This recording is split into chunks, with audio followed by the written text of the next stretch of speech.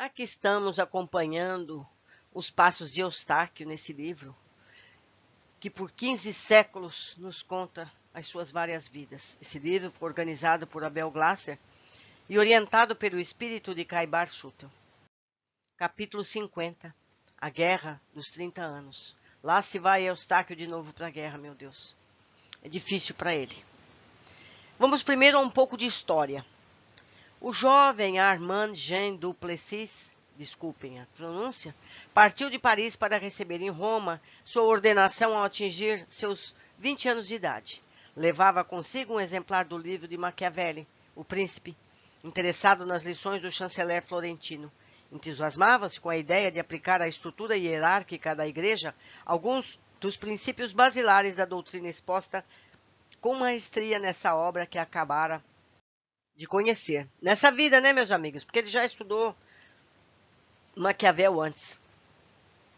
A reforma protestante continuava invadindo os lares franceses e quando Armand retornou a Paris, sentia-se compelido a participar da luta teológica no seu país, contando para tanto com o apoio da nobreza, em especial, não por acaso, da família Médicis. Nomeado bispo, galgou triunfante os altos postos eclesiásticos da França e terminou influenciando sobremaneira a política interna e externa de sua nação.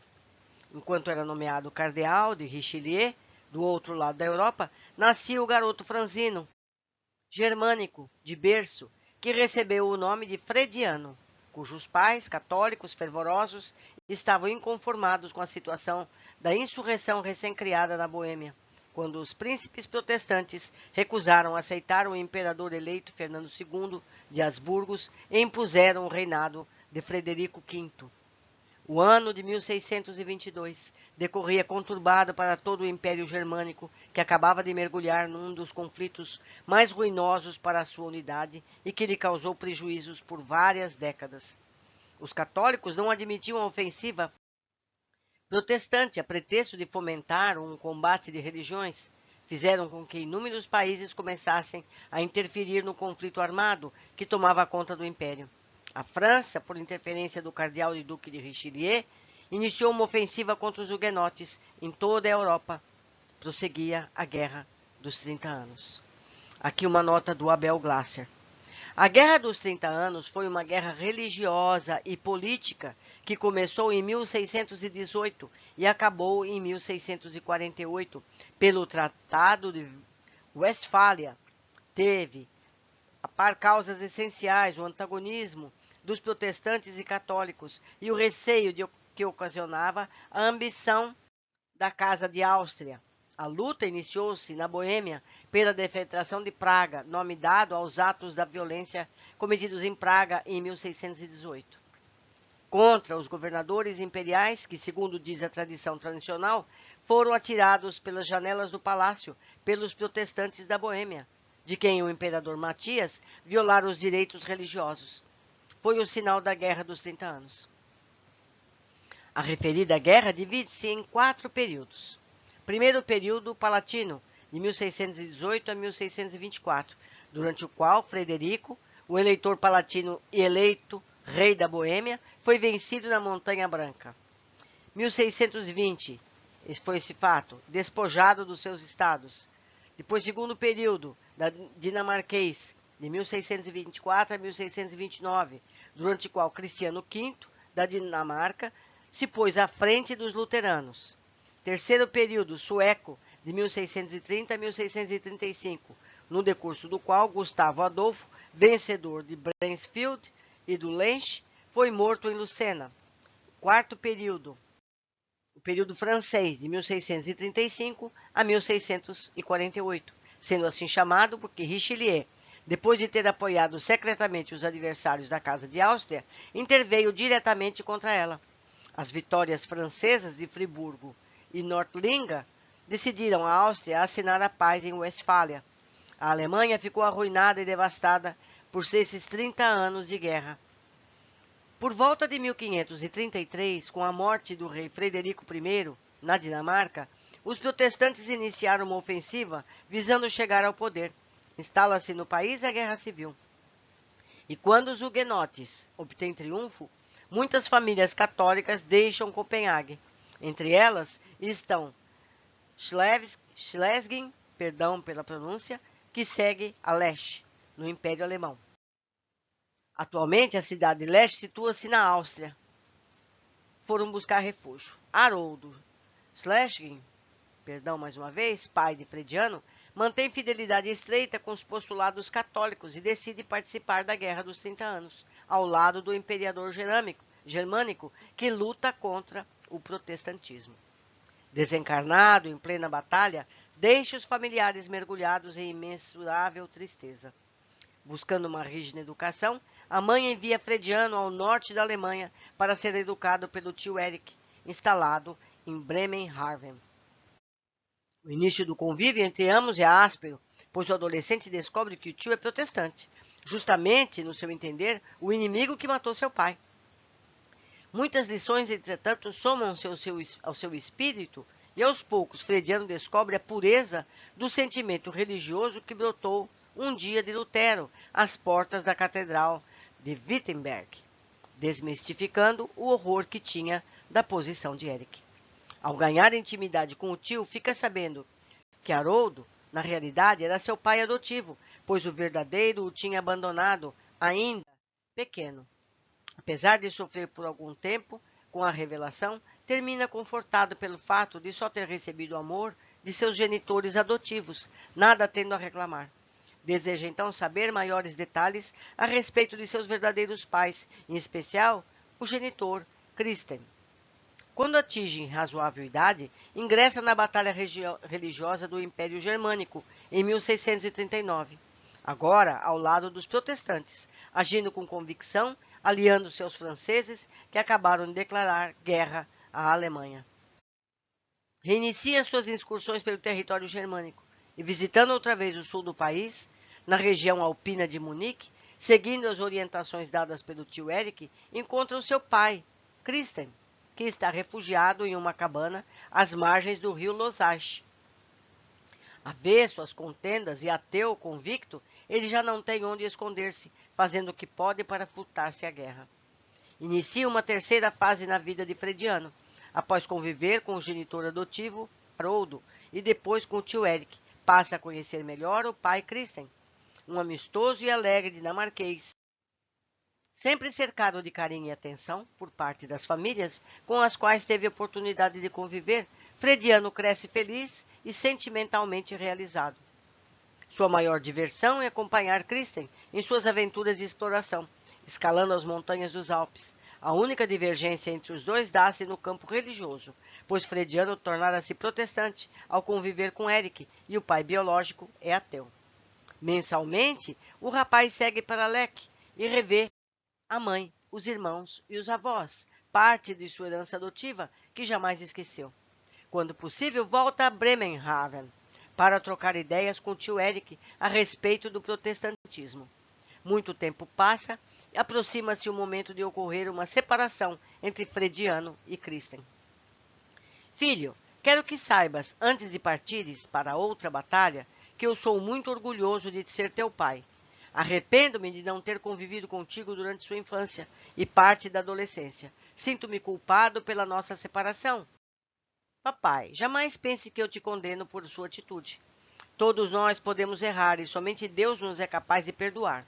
Fui muito feliz com meus pais adotivos e com o tio Eric. Talvez, se não fosse o nosso distanciamento precoce, eu jamais os teria conhecido e amado. É bom ouvir-te dizer isso. Tua mãe, tão moça e bela, iria te amar com certeza, pudesse ela ter conhecido o filho. Morreu, como sabes, prematuramente. Deixemos o passado para as linhas da história, meu pai. Falemos do presente. Vou partir para cumprir minha tarefa, defendendo a causa protestante que agora abraço. Quando retornar, faremos uma bela viagem juntos. Não, antes disso quero levar-te a conhecer alguns amigos meus, com quem passei dias muito agradáveis nas montanhas alpinas. Outra aventura? Desta vez, prometo-te tratar-se de uma visita, da qual guardarás sempre boas lembranças. Está bem, ainda tenho alguns dias. Pai e filho partem, entusiasmado, para reencontrar Garmisch-Partenkirchen, a família Bergvolk. Como conhecesse teus amigos? Viajando, sem dúvida. Lembra-te que sou um pacífico aventureiro, com muitos amigos por todo o império. Visitaremos a família Berkvolk, cujo patriarca deu-me abrigo certa vez, quando por lá estive excursionando.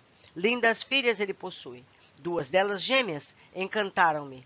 Mas, papai, não acredito que tenhas tido um envolvimento com as filhas do teu hospedeiro.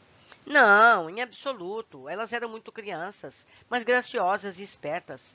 Acharam-me diferente. Nunca tinham visto um dinamarquês antes. A família é numerosa. São 12 filhos, humildes, mas muito hospitaleiros e alegres. A Baviera do século XVII envolve-se integralmente na Guerra dos 30 Anos, embora suas regiões montanhosas fiquem alheias às batalhas. Um desses recantos situa-se a vila de Paterkirchen, de onde sai o acesso à escalada tormentosa rumo à íngreme montanha que separa Garmisch, outra aldeia vizinha. Durante 2 semanas, Kristen e seu filho ficam hospedados com os Bergvolk, estabelecendo um convívio agradável e muito amistoso.